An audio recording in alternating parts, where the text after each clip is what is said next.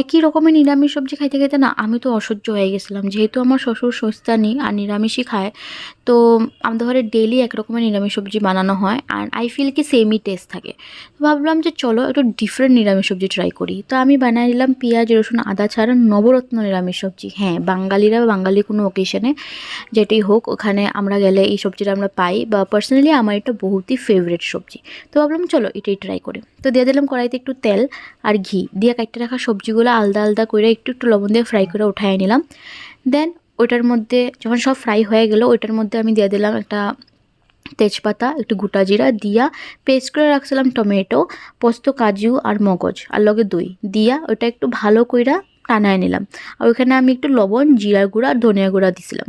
তো তেল ছাড়া অবধি আমি একটু ওটা ফ্রাই করছি। দেন যখন দেখছি তেলটা ছাড়ছে তখন আমি ওটার মধ্যে অ্যাড করে দিলাম সবজিগুলা আর একটু নাড়ায় দিয়ে দিলাম ওটার মধ্যে জল। একটু টানায়া ওটার মধ্যে একটু চিনি, কিশমিশ, কস্তুরি মেথি আর ক্রিম দিয়া একদম সুন্দরভাবে মাখা মাখা কইরা নামায় নিলাম।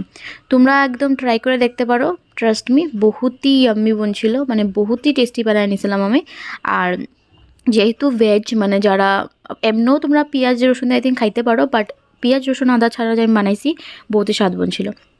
তো চলো নতুন কোনো ভিডিও নিয়ে আমি আবার আমু। আই হোপ কি তোমাদের এই ভিডিওটা ভালো লাগছে। যদি এই ভিডিওটা ভালো লাগছে তো লাইক কমেন্ট শেয়ার ফলো একদম প্লিজ করে দিও, একটু একটু পাশে থাকো। চলো টাটা অ্যান্ড টেক কেয়ার।